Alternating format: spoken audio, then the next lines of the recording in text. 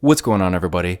Kalipus Tech here, coming back at you with another video. In this video, I'm going to be giving you my full review of the Samsung Galaxy S23 FE. Now, as always, if you end up wanting to learn more about this phone, be sure to check out the description, where I am linking to several other videos about it, as well as some information about pricing, availability, and some of my favorite smartphone accessories. But with that being said, let's get into it. So with the Samsung Galaxy S23 FE, as you might expect from a phone like this that's essentially an entry-level flagship phone that has some of the more high-end features you find in more expensive devices. With this phone, we are getting a really nice display here. The S23 FE has a 6.4-inch 120Hz dynamic AMOLED 2X display with a 1080p resolution, a PPI of 403, and a 19.5:9 aspect ratio. So yeah, in general, in pretty much every way, we are getting a really great display here. The only area I could see some people being a little disappointed is, despite being at least decently large in my opinion, at 6.4 inches, it's still definitely not the largest phone out there, so if you want something that's really like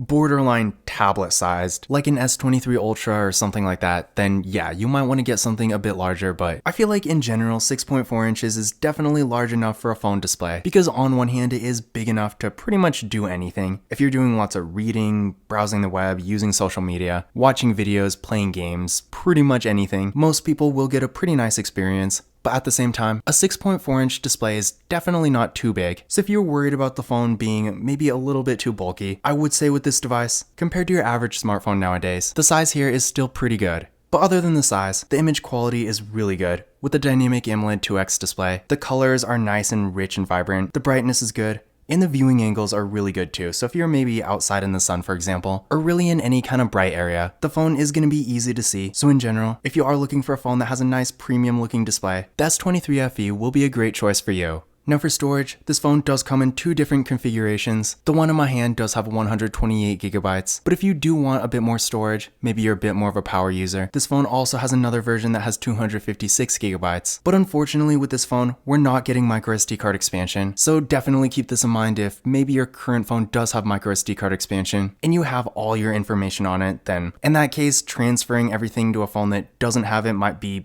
pretty inconvenient. So yeah, if you are in that situation, just keep in mind, unfortunately, again, this phone, like pretty much every phone in this kind of general level, it doesn't have microSD card expansion. So for some people, this might be disappointing. But keep in mind, when it comes to higher end devices like this, at this point in 2024, when it comes to microSD card expansion, pretty much no higher end device has it. So despite it maybe being kind of inconvenient, it's definitely not unique for a phone like this. For security features, the S23 FE does have Face Unlock and a fingerprint scanner right here in the display.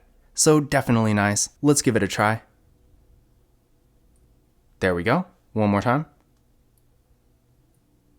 And there we go. So as you can see, real fast and responsive, no issues at all. And I really like the in-display fingerprint scanners. Maybe they're not quite as practical as having it on the power key, but I feel like for a phone like this, it does make things look nice and feel a bit more premium. So in general, I have no complaints here. Now taking a look at the camera setup, with the S23 FE, up front, we get a hole punch design for the selfie camera. Can't really see it with this wallpaper, but here we go. So as you can see, nice and clean. This camera is 10 megapixels, so compared to its predecessor, the S21 FE, not quite as high, but in my experience, the photo quality is still pretty good. Then on the back, we got a triple camera setup with a 50 megapixel main camera, an 8 megapixel telephoto lens, and a 12 megapixel ultra wide camera. So definitely a nice camera setup here. While the selfie camera does appear to kind of be a downgrade from the S21 FE, the main camera is a completely different story. Because while the S21 FE's camera was 12 megapixels, 50 is quite an upgrade, and although megapixels aren't always everything, considering the S23 FE and the S21 FE are obviously in the same class, it will still make a difference. So if you are looking for a phone that really has that high-end kind of camera quality, but at the same time you don't want to spend $1,000 on a phone, then I do think this phone will be a pretty good alternative. And then also keep in mind, for video, with the S23 FE, in the rear camera we got a max recording quality of 8K at 24 frames per second, so definitely impressive there. And then 4K at 60 in the front. Now, I honestly really don't know how many people are actually going to be using 8K. I feel like it's kind of more of a niche feature because very few smartphones have it, and at this point in 2024, I mean, I have no idea what kind of video quality the higher end phones are going to have this year, but I imagine 8K is still really not going to be a main priority. But at the same time, I do think it is a cool kind of unique feature, so if you are really into recording videos and taking nice photos, and you're looking for something that generally just has a really good camera, but again, you don't want to spend a ton of money on the highest end device you can get, I do think this phone will be a great choice. Now, to give you a quick idea of what the camera can do, here's some pictures taken with the S23 FE. And in general, I gotta say, the camera quality here is definitely really good, and for the average user, I seriously doubt you're gonna need much better than this. I mean, for something like Instagram and Snapchat and more casual kind of stuff like that, you could probably do with a phone half the price of this. So in general, if you are looking for a camera that can really do pretty much anything the average user needs it to do, the S23 FE will be a great choice, and overall I feel like for most people, you really won't be disappointed here. Now when it comes to the RAM and processor, with the S23 FE, we're getting 8GB of RAM with the Qualcomm Snapdragon 8 Gen 1 processor, so definitely a great processor here. Not the highest end one you can get, but considering this is like the $600 version of something like the S23 Ultra, that is to be expected. But despite this, I feel like for the average user, just like with the camera, most people are probably not ever going to need anything better than this, because in my experience, the performance on this phone is really good. I've done a few different things on this phone, from just browsing the web, using social media, playing music, watching videos, more of the basic stuff like that. And then I have done a decent amount of gaming too, and overall I would say things do run really well. I actually recently did a comparison between this phone and my old iPhone 13, and I feel like performance wise they honestly really weren't too different. So that really just goes to show that even compared to what once was one of the highest end flagship phones you could get, the S23 FE definitely still does hold its own. So in general, if you are looking for a really fast phone that has pretty much flagship level performance, but you still don't want to spend flagship money on your phone, you're definitely not going to go wrong with the S23 FE. But of course, that being said, while this phone compared to your average flagship phone is quite a bit less expensive, at around $600 factory unlocked, it's definitely not what I would consider cheap either. So while I do think the performance is really good here, I feel like it might be a little unnecessary for some people, because in general, if you're really just browsing the web, using social media, watching YouTube videos, listening to music, and even doing a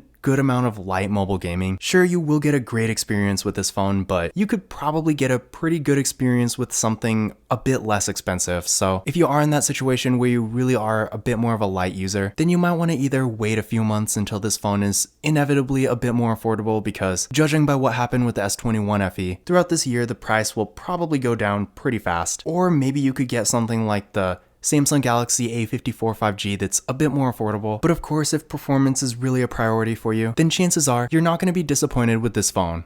Now, I ran a benchmark test on this phone using Geekbench 6, and here are the results I got. So what I recommend doing is running this test on your current device, and then comparing your results to these, and that's going to give you a better idea of whether or not this phone will be a performance upgrade for you. Now, chances are if you're coming from anything but a flagship phone, then this phone will probably be a considerable upgrade. But yeah, it's always good to see how it compares, so definitely good to run the test for yourself. But again, in general, if you are looking for a really fast phone that's still, again, relatively affordable, based on what you consider affordable, then this will be a great phone for you. Now for the battery, with the Samsung Galaxy S23 FE, we're getting a 4500 mAh battery that supports 25 watt fast charging and wireless charging as well. So in general, it does have a pretty good battery here, and in my experience, the battery life, despite not being the most amazing compared to some of the mid-range A-series phones for example, it is still pretty good, so for most people, you're not going to have any problems. Now of course, this does also depend on what you're doing on your phone, because if you're like playing Call of Duty for 6 hours straight, then obviously the battery is going to drain pretty fast. But if you're just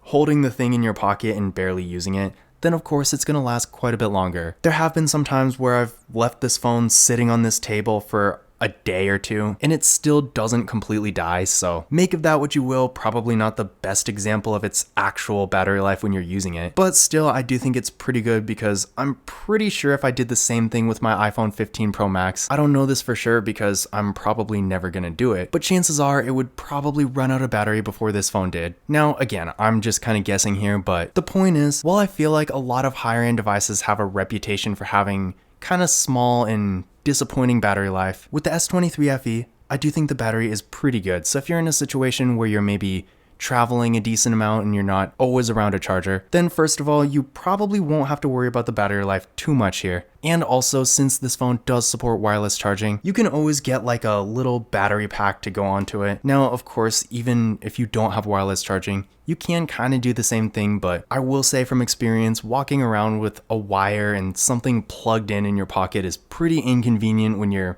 traveling and exploring new places. But with the S23 FE, along with pretty much every phone that has wireless charging, you can get something like this that just sticks onto the back. Well, it's dead right now, but in general with wireless charging, if you're doing something like traveling or really in any situation where you know you're not going to be around a charger, a wireless battery pack like this is definitely a great solution. Now for the software, with the Samsung Galaxy S23 FE, this phone does currently have Android 13, but keep in mind it will be getting Android 14, 15, 16, and 17. In fact, I'm kind of surprised it doesn't have Android 14 already. I mean, by the time you're watching this, it might, but just keep in mind, it did start out with Android 13, and it should be getting Android 14 pretty much any time by now. So definitely great for the software. And then when it comes to other features, not that this is surprising or anything, but the S23 FE does have NFC, so if you like to use tap and pay, you won't have to worry about that. Now taking a look at the overall design here, I do think it does look really nice. I mean, it's not really unique or anything, but I feel like there's really not that much they can do with phone designs anymore anyway, so I don't know about you, but I personally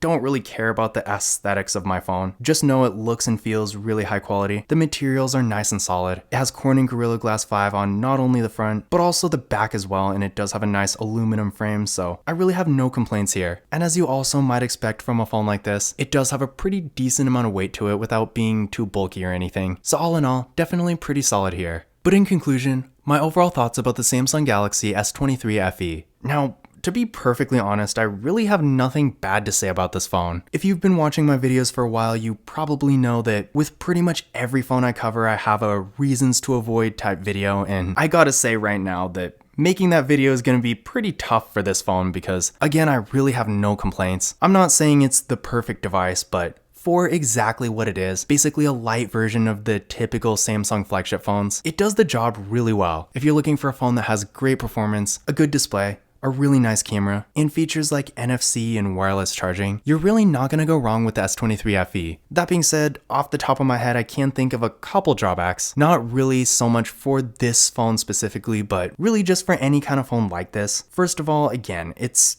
cheaper than something like the S23 Ultra, but at least at this point as of recording this video, that doesn't mean it's actually cheap. So if you're looking for a phone that's like $200 or $300, this is definitely not going to be it because, again, factory unlocked straight from Samsung, the S23 FE is around $600 or closer to $650 if you get the one that has more storage. So yeah, it is cheaper than something like an iPhone 15 Pro Max or a Samsung Galaxy S23 Ultra, but if you are looking for something that's really a genuine budget phone, you are going to want to avoid this phone. And another thing to think about here is that despite this phone being really good for what it is, when it comes to stuff like performance, the camera, and the general features, a lot of people simply just won't need all this. And I don't know about you, but spending $600 on a phone and barely using it anyway, that's probably not the best choice. So if you are a bit more of a light user, then you might want to get something a bit lower end and a bit more affordable, so that way you can still get the most value for the money. But if you are looking for a nicer phone just to have it, you also might want to consider getting the S21 FE instead because, honestly, in my opinion, despite the S23 FE being a clear upgrade, the S21 FE is still